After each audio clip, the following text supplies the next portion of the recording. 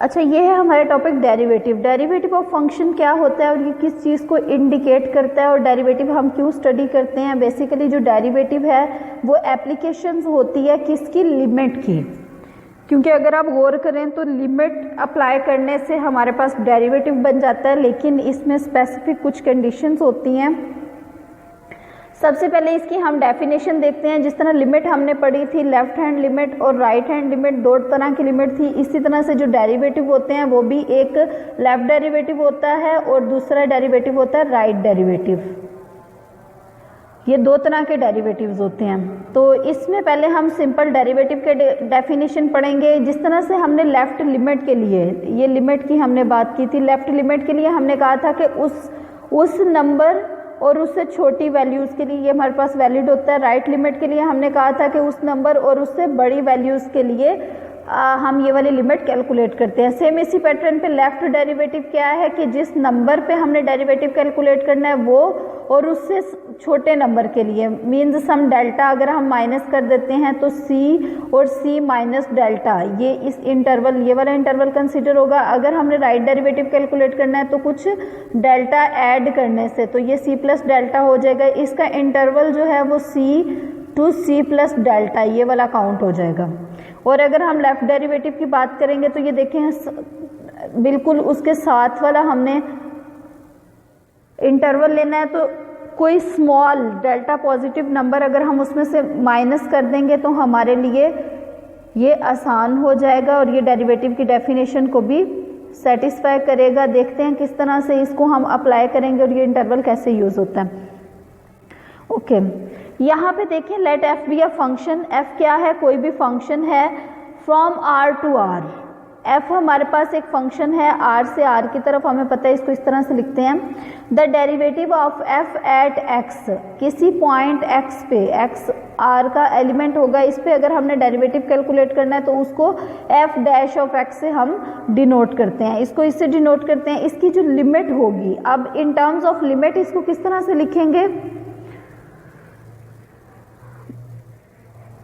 In terms of limit अगर हम बात करें तो इसको इस फॉर्म में लिखेंगे कि अगर हमने f ऑफ x था उस x में कुछ ऐड किया है तो x प्लस h ले लें, डेल्टा ले लें, एक ही बात है। ये दोनों ऐसे स्मॉल पॉजिटिव नंबर्स हैं, h भी पॉजिटिव है, डेल्टा भी पॉजिटिव है और ये अप्रोचेस टू जीरो है।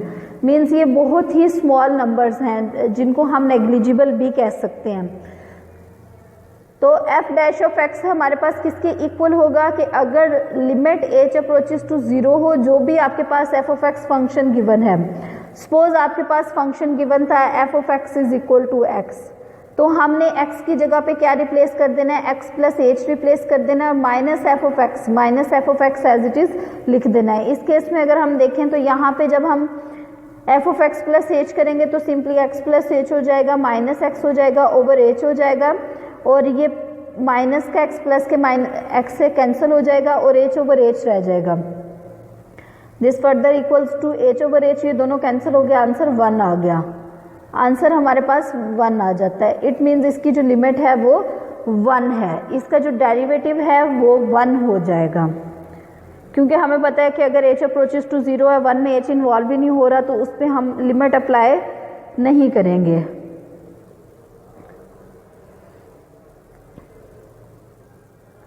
ओके, अब ये डेरिवेटिव के इक्वल कब होगा, ये डेरिवेटिव के इक्वल तब होगा जब ये लिमिट एग्जिस्ट करेगी। अगर ये लिमिट ही एग्जिस्ट नहीं करेगी तो हम इसको डेरिवेटिव नहीं कह सकते। The above limit will exist only left and right hand derivatives exist. जिस तरह से हमने लिमिट के बारे में कहा था कि अगर लेफ्ट लिमिट और राइट लिमिट एग्जिस्ट करती है, लेफ्ट और राइट एग्जिस्ट करती है, दोनों इक्वल भी होती हैं, तो फिर हम कहते थे कि उसकी लिमिट एग्जिस्ट करती है। सेम इसी पैटर्न पे अगर उसकी लेफ्ट और राइट डेरिवेटिव एग्जिस्ट करेगा, उस पे लिमिट्स एग्जिस्ट करेंगी, तो फिर ही हम कहेंगे कि इसकी लिमिट एग्जिस्ट करती है, जब लेफ्ट और राइट हैंड लिमिट्स दोनों एग्जिस्ट करेंगी। तो जब इसकी लेफ्ट हैंड लिमिट और राइट हैंड लिमिट की हम बात करेंगे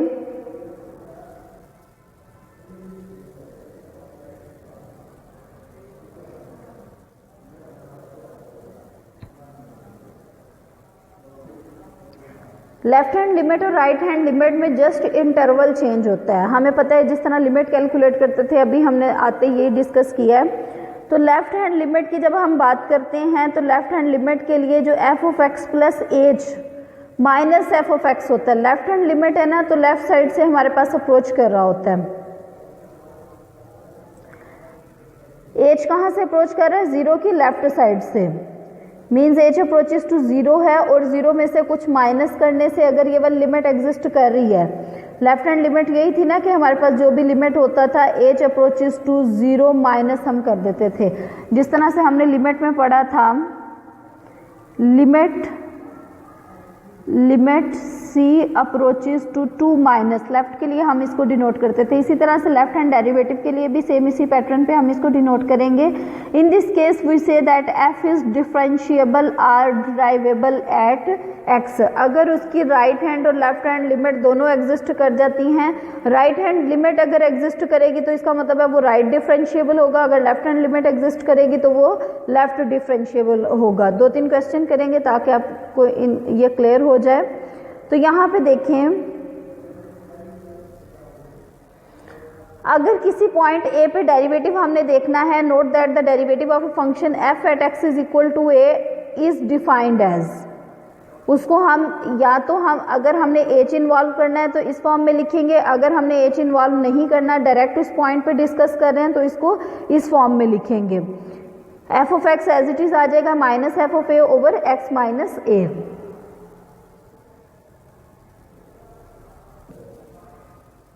अच्छा, यहाँ पे है एक बहुत ही इंपॉर्टेंट रिजल्ट है जो कि रिलेट कर रहा है कॉन्टिन्यूटी को डिफरेंशियबिलिटी से।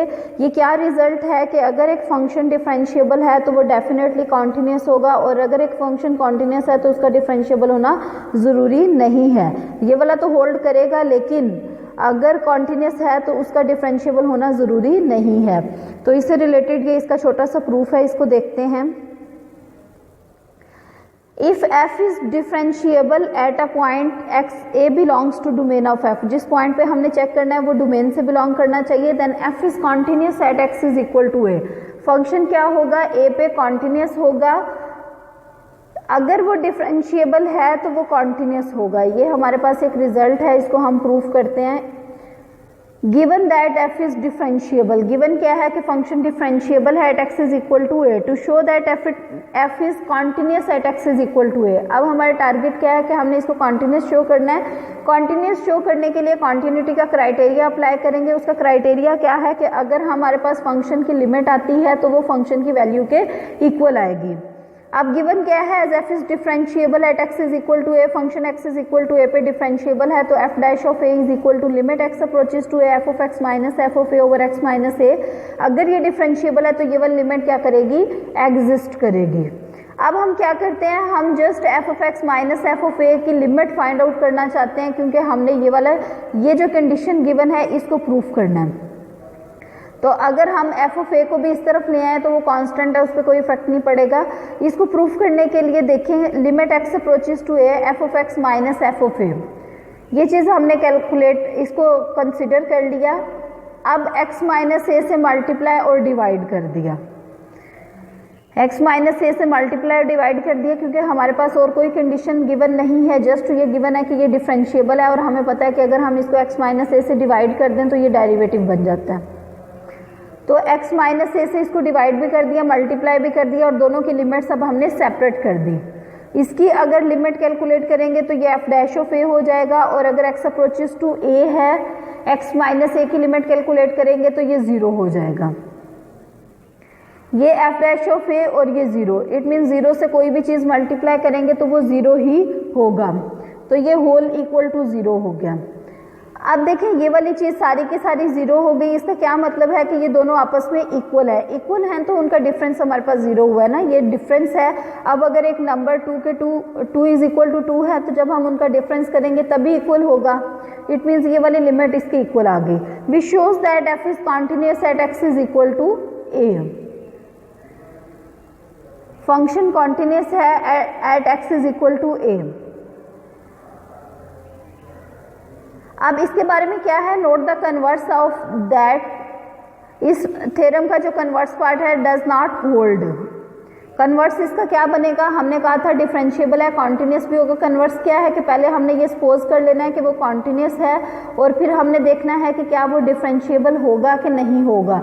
अब हमें पता है कि हर कॉन्टिन्यूस फंक्शन का डिफरेंशिएबल होना ज़रूरी नहीं है, तो इसके लिए काउंटर एग्जाम्पल देखते हैं। एक हम कॉन्टिन्यूस फंक्शन लेते हैं और उस पर चेक करते हैं कि क्या ये डिफरेंशिएबल है कि नहीं है। The converse of this theorem does not hold, that is a continuous function may not be differentiable. We give an example to prove it. इसको प्रूफ करने के लिए एक एग्जाम्पल लेते हैं हम। एग्जाम्पल है एब्सोल्यूट वैल्यू फंक्शन की। एब्सोल्यूट वैल्यू फंक्शन हम ऑलरेडी डिटेल में डिस्कस कर चुके हुए हैं। ये कहाँ से कहाँ तक डिफाइंड होता है, आर से आर की तरफ is given by x mod, then prove that f is continuous at x is equal to 0 but is not differentiable at x is equal to 0। ठीक है, ये कॉन्टिन्यूस तो होता है, डिफरेंशिएबल नहीं होता। अब गिवन फंक्शन हमारे पास ये है, कॉन्टिन्यूटी की दो कंडीशंस होती हैं कि limit x approaches to a, f of x और एफ ऑफ ए, ये दोनों लिमिट्स आपस में इक्वल आनी चाहिए। ये दोनों लिमिट्स आपस में इक्वल आनी चाहिए। तो पहले हम लेफ्ट लिमिट कैलकुलेट करेंगे। लेफ्ट लिमिट कैलकुलेट करने के लिए इसको हम ब्रेक करेंगे, हम इसको पीस वाइज फंक्शन में कन्वर्ट कर सकते हैं। ये हमने बिल्कुल इनिशियल लेक्चर्स में किया था कि एक्स मॉड अगर एफ ऑफ एक्स है तो अगर एक्स पॉजिटिव हो, एक्स ग्रेटर देन 0 हो तो ये एक्स ही रहेगा, अगर एक्स लेस देन 0 है तो ये माइनस एक्स हो जाता है। ठीक है, अगर एक्स लेस देन 0 है तो ये माइनस एक्स हो जाता है। तो यहाँ पे देखें, जब हम x approaches to 0 minus means x की लेफ्ट साइड से अप्रोच कर रहे हैं, x की लेफ्ट साइड से अप्रोच कर रहे हैं तो इसकी डेफिनेटली ये माइनस एक्स की वैल्यू लेंगे, माइनस एक्स। जब इसमें 0 रिप्लेस करेंगे तो ये 0 हो जाएगा। जब हम इसकी राइट साइड पे अप्रोच कर रहे हैं मीन्स वो वाला हमने इसका पोर्शन लेना है जिसके लिए x पॉजिटिव है। x पॉजिटिव के लिए x ही आता है तो हमने x पॉजिटिव के लिए x लिख दिया और जब इस पे 0 अप्लाई करेंगे तो ये 0 ही आ गया। और एट द सेम टाइम जो फंक्शन की वैल्यू है वो भी 0 है और इसकी लिमिट भी 0 है। ये दोनों चीज़ें सेटिस्फाई कर रही हैं। इट मीन्स फंक्शन क्या हो गया, कॉन्टिन्यूस हो गया। नेक्स्ट हम इसकी डिफरेंशियबिलिटी चेक करते हैं, इससे आपकी डेफिनेशन अप्लाई भी हो जाएगी, आपको कैलकुलेट करना आ जाएगा। डिफरेंशियबिलिटी इसकी चेक करने के लिए हमारे पास क्या फार्मूला था, f dash of x is equal to limit h approaches to 0 f of x plus h minus f of x over h. ये हमने किस पे कैलकुलेट करना है, 0 पे कैलकुलेट करना है। इट मीन्स जहाँ जहाँ पे x है वहाँ पे 0 आ जाएगा। तो यहाँ पे x की जगह पे 0 रिप्लेस किया, f of x plus h था ना, at x is equal to 0 हमने कैलकुलेट करना है तो ये f ऑफ h ही रह गया। f ऑफ x यहाँ पे था तो ये f ऑफ 0 हो गया। अब f ऑफ x हमारे पास इक्वल है x मॉड के। अगर यहाँ पे हम f ऑफ h लिखेंगे तो ये h मॉड के इक्वल आ जाएगा, तो यहाँ पे हमने h मॉड रिप्लेस कर दिया। इसी तरह से जब हम f ऑफ x की जगह पे f ऑफ 0 लिखेंगे that is equal to 0 mod, और हमें पता है ये 0 ही होता है तो यहाँ पे हमने 0 लिख दिया ओवर h।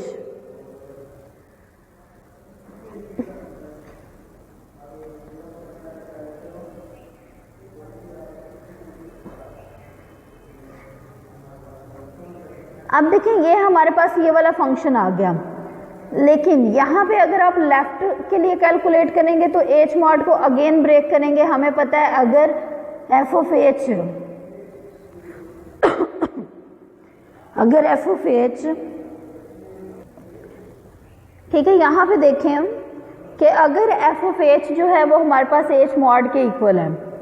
जब हम इसके लिए पॉजिटिव h अगर पॉजिटिव होगा तो वो h के इक्वल ही आएगा, अगर h नेगेटिव होगा तो वो माइनस h के इक्वल आएगा। तो ये देखें जब हम इसकी लेफ्ट लिमिट कंसीडर करेंगे मीन्स हमने वो वैल्यूज लेनी है जिनके लिए h छोटा है, जिनके लिए h छोटा है वो तो हमारे पास माइनस में हो जाएगा। तो माइनस h हमने एक दफ़ा लिख लिया तो उस h से कैंसिल होके -1 इसका आंसर आ गया। अब अगर हम सेकेंड को देखेंगे, सेकेंड के लिए क्या है कि h पॉजिटिव के लिए राइट लिमिट है तो इट मीन्स वो वाली हमने वैल्यू लेनी है जिनके लिए h पॉजिटिव है तो उसके लिए h ही रहेगा, तो ये डिवाइड होके 1 हो गया। अब देखिए लेफ्ट लिमिट और राइट लिमिट एग्जिस्ट तो कर रही हैं लेकिन एक की वैल्यू -1 है और एक की वैल्यू +1 है। हमें पता है ये दोनों वैल्यूज कभी भी इक्वल नहीं हो सकती। तो फंक्शन डिफरेंशिएबल नहीं है। अगर हम लेफ्ट और राइट दोनों लिमिट्स कैलकुलेट कर लेते हैं लेकिन वो इक्वल नहीं आती तो वो फंक्शन कभी भी डिफरेंशिएबल नहीं होता। नेक्स्ट क्या है हमारे पास, show that the function this is continuous for every value of x but is not differentiable at x is equal to 0 and at x is equal to 1। ठीक है, ये हमारे पास एक क्वेश्चन है। हमने सबसे पहले फंक्शन ले लिया f of x is equal to x mod plus x minus 1 mod. सबसे पहले इसकी क्वांटिटी डिस्कस करेंगे। पहले तो आप इसको क्या कर लेंगे, पीस वाइज फंक्शन में कन्वर्ट कर लेंगे। अच्छा, यहाँ पे देखिए सबसे पहले हम जब उसकी लेफ्ट लिमिट कैलकुलेट करेंगे तो कोई भी पॉइंट पुट करेंगे तो इसको पहला क्या तरीका है कि इसको पीस वाइज फंक्शन में कन्वर्ट कर ले, जिस तरह अभी हमने किया था। तो उसके लिए लेफ्ट और राइट लिमिट कैलकुलेट करना इजी हो जाता है। एब्सोल्यूट वैल्यू फंक्शन को हम कन्वर्ट कर सकते हैं। दूसरा, इसके डेरिवेटिव की जब हम बात करेंगे तो इसका डेरिवेटिव देखिए h approaches to 0 f of x plus h minus f of x at x is equal to 0 पे हमने कैलकुलेट करना है तो h 0 हो जाएगा और माइनस एफ ऑफ 0। तो यहाँ पे हमने ये वाली वैल्यू लिख ली और ये वाली भी वैल्यू लिख ली। ठीक है, अब इसके लेफ्ट डेरिवेटिव की जब हम बात करेंगे तो वो वैल्यूज जिनके लिए h जो है वो लेस देन वो नंबर हो, उससे छोटा हो, तो यहाँ पे जहाँ पे h एब्सोल्यूट वैल्यू में है तो माइनस आ जाएगा, दूसरे वाले के साथ भी माइनस आ जाएगा। इसको सिंप्लीफाई करेंगे तो ये होगा माइनस h प्लस 1 माइनस 1, तो ये दोनों कैंसिल आउट हो जाएंगे। माइनस 2h ओवर h से कैंसिल होकर -2, यहाँ तक जो इसका लेफ्ट डेरिवेटिव है वो -2 आ जाएगा।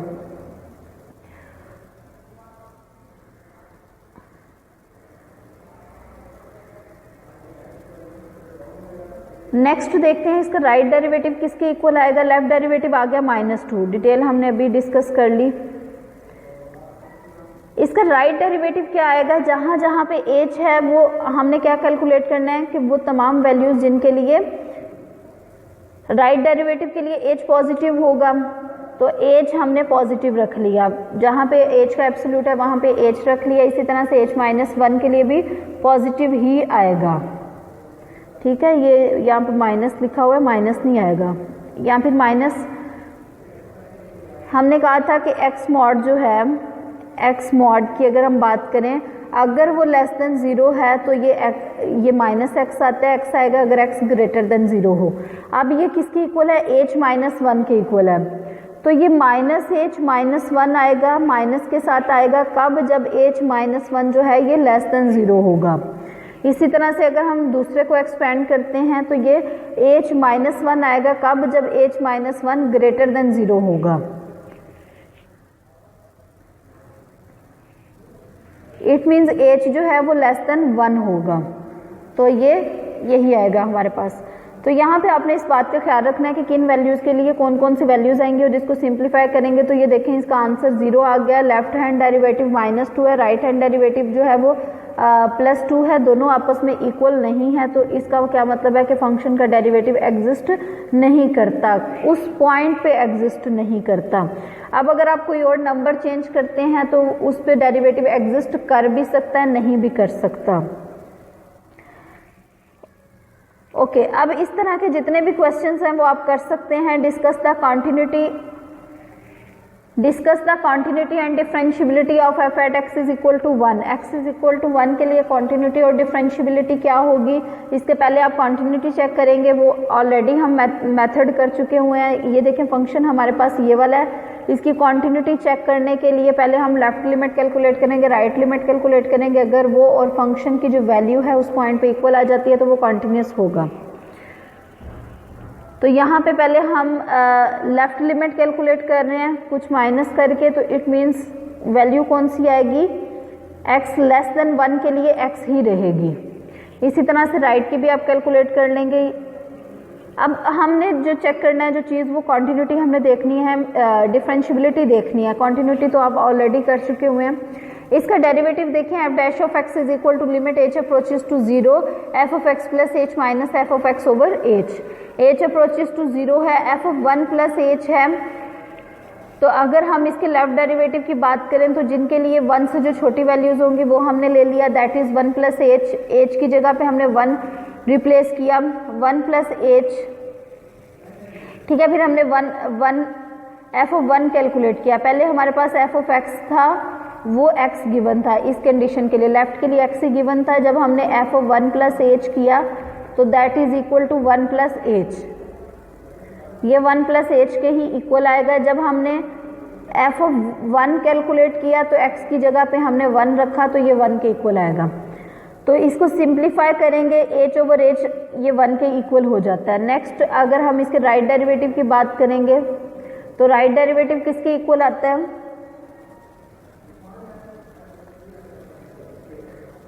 राइट डेरिवेटिव इसका इक्वल आ गया 2 के।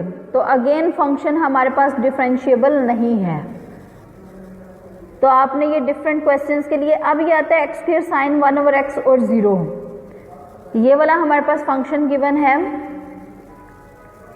ये बस लास्ट क्वेश्चन है, इसके बाद आप खुद करेंगे, बाकी कोई भी क्वेश्चन आ जाए मैं आपको पिक्चर वगैरह भिजवा दूंगी, आप प्रैक्टिस क्वेश्चन खुद करेंगे, ठीक है। If f(x) is equal to x² sin 1/x, किसके लिए? जब x 0 के इक्वल नहीं है, जब x 0 के इक्वल है तो ये 0 है। हमने क्या चेक करना है कि ये कॉन्टिन्यूस है और डिफरेंशिएबल भी है at point x is equal to 0। अब इसकी कॉन्टिन्यूटी जो है वो आप खुद चेक कर लेंगे, ये देखें ये की भी हुई है h को यूज करते हुए, लेफ्ट हैंड और राइट हैंड लिमिट कैलकुलेट की, तो ये कॉन्टिन्यूस आएगा कि नहीं आएगा ये हमें इससे आइडिया हो जाएगा।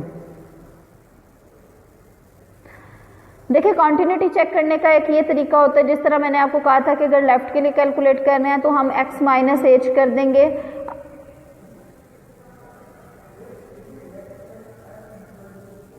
ठीक है। यहाँ पे x अगर 0 है तो ये -h हो जाएगा, तो हमने -h यहाँ पे रिप्लेस कर दिया, -h² हो गया, sin 1/x है तो x अप्रोचेस टू -h है हमारे पास, h अप्रोचेस टू 0 है कब? जब x approaches to x - h हो, ठीक है। मीन स्मॉल नंबर हमने ऐसा माइनस करना है कि ये दोनों वैल्यूज आपस में इक्वल आ जाएं।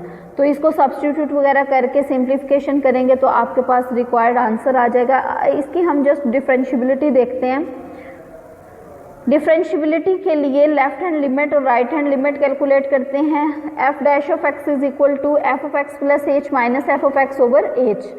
अब f' हमने 0 पे कैलकुलेट करना है तो 0 लिख लिया। अब इसकी लेफ्ट पीस वाइज फंक्शन है ना, तो लेफ्ट डेरिवेटिव और राइट डेरिवेटिव देखेंगे। लेफ्ट के लिए हमारे पास h² sin 1/h -0 आ गया, और इसको अगर हम सिंप्लीफाई करें, ये वाला h एक h से कैंसिल हो जाएगा, एक h साथ में है, उसको जब भी हम 0 से मल्टीप्लाई करेंगे तो आंसर 0 ही रहेगा। राइट डेरिवेटिव अगर हमने कैलकुलेट करना है तो वहाँ पे f(h) - f(0/h) है, h approaches to 0 plus right side से उसको अप्रोच कर रहा है तो ये भी 0 आ गया। इस तरह से ये जो फंक्शन है ये हमारे पास डिफरेंशिएबल भी है और कॉन्टिन्यूस भी है। पॉइंट्स का आपने ख्याल रखना है किस पॉइंट पे डिफरेंशिएबल है और किस पॉइंट पे कॉन्टिन्यूस है।